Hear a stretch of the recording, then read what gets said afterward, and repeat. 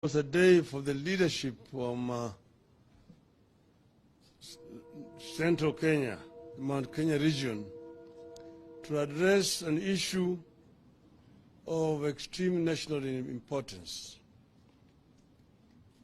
They say that the more things change, the more they remain the same.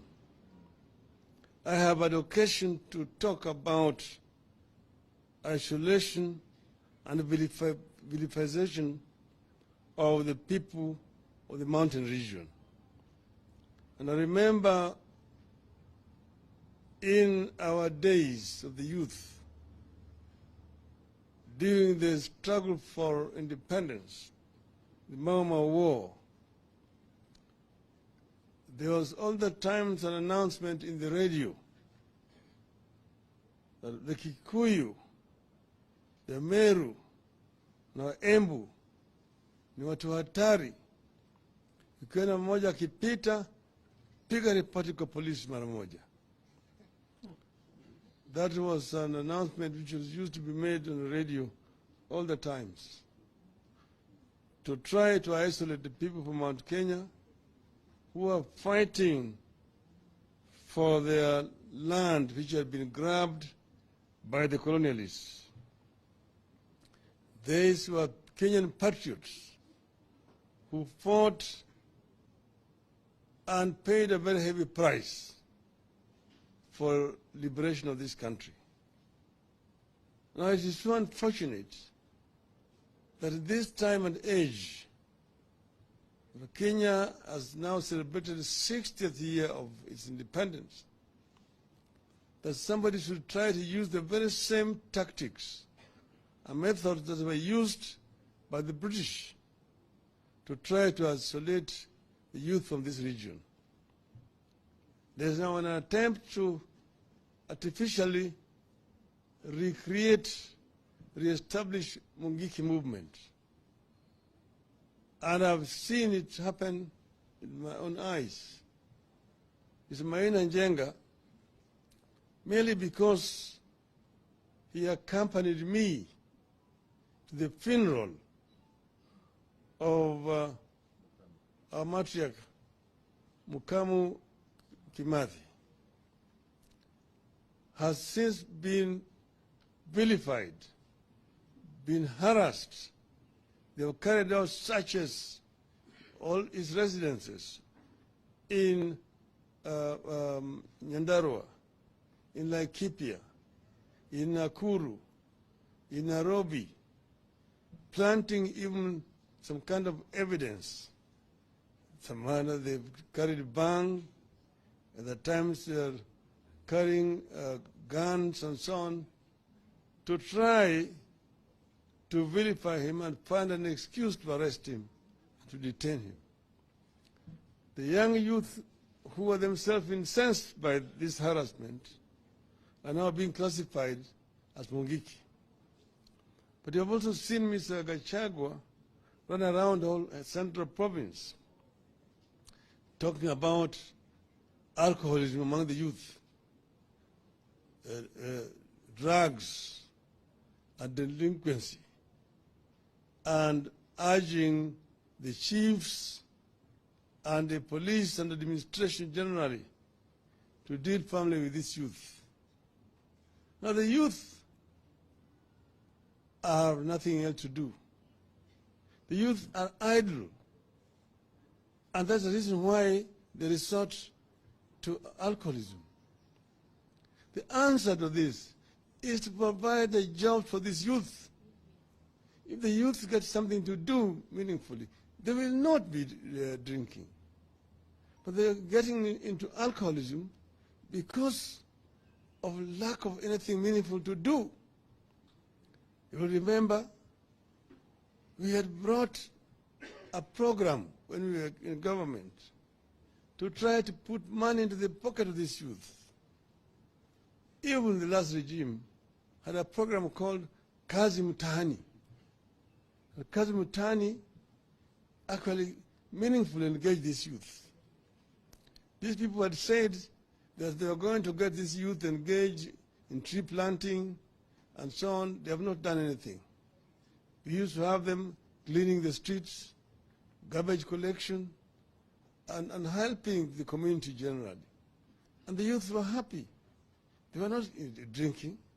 So, Mr. Gachagua, a free advice to you: don't vilify these youths. Give them something meaningful to do. Second, Mr. Gachagua, you have been bragging all along that you are the sons of Mau Mau. You and your other counterpart called Kimani Ichung'wah. I want to challenge you today, Mr. Gachagua, to tell Kenyans your relationship with Chief Nderi Gachagua Wang'ombe,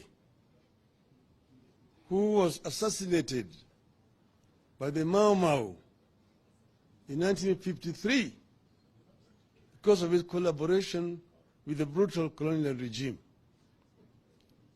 That Gachagua came from Madeira.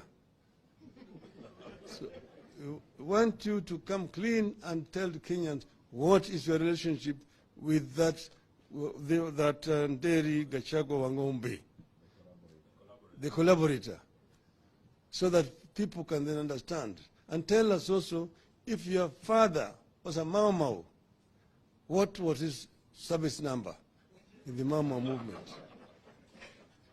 The same thing with Kimani Ichung'wah. We have said, and I just want to underscore what these leaders from Central Province have said. They have said that they will not tolerate this, and we want to speak on behalf of other Kenyans, that we are fully in solidarity with what they have said. We'll stand strongly in solidarity with our people, friends, brothers and sisters from the Central Province. Central Province is very much part and parcel of Kenya, and we will make all the contribution needed to protect these people against harassment by this illegitimate regime. Thank you.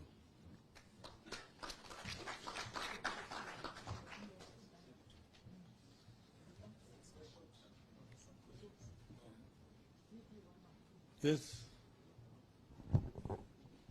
Jina langu ni Joel Chacha kutoka runinga ya K24 TV, na hapo kesho vuguvugu la 66 litakuwa linaandamana dhidi ya mswada wa fedha wa mwaka 2023, Finance Bill 2023, na kumekuwa na matumaini haswa licha ya Azimio kuzungumzia tu swala hili, vile vile labda mjitokeze katika streets za hapa Nairobi kuandamana haswa kuzuia Finance Bill kupita. Je, msimamo wenu kama Azimio, ikizingatiwa vile vile ulikuwa umesema hivi leo utatangaza mwelekeo wa wale ambao wana bila shaka fuatilia sera zako, labda uweze kueleza haswa mtafanya nini kushinikiza serikali ya Kenya Kwanza ambayo mmesema haisikii maoni yoyote ila maandamano peke yake?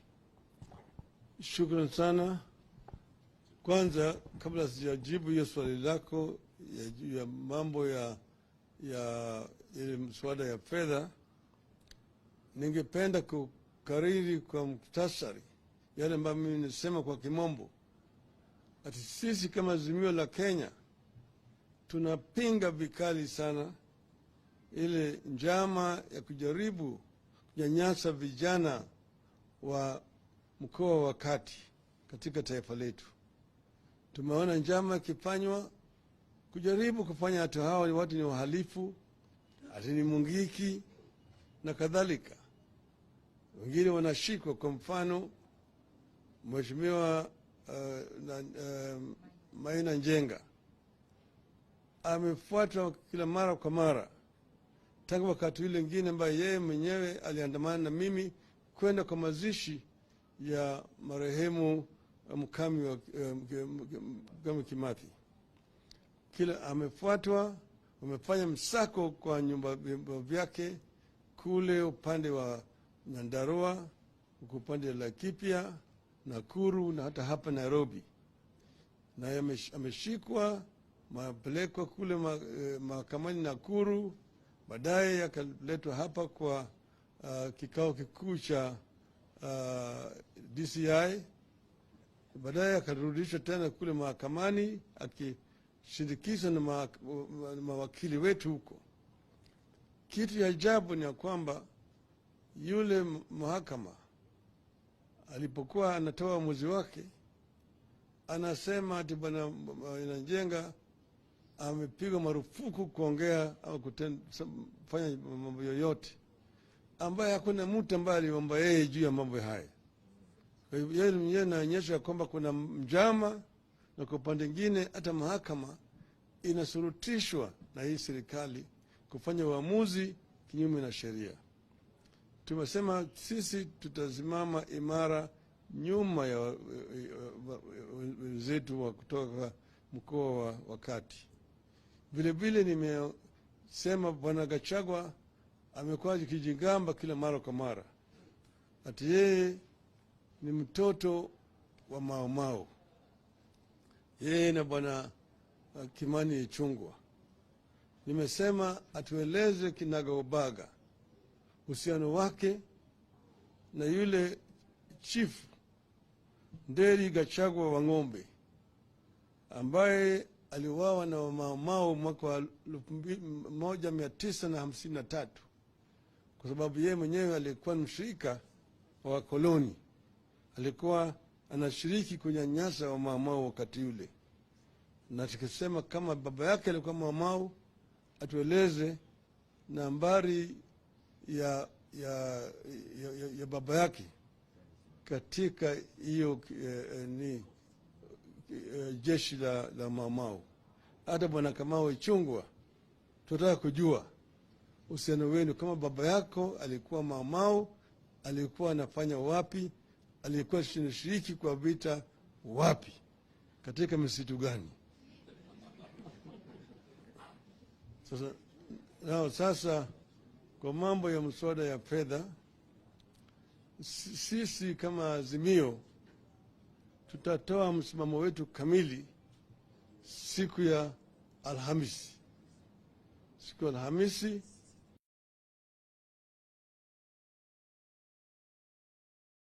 tutatoa taarifa yetu kamili, tutaeleza Wakenya kinagaubaga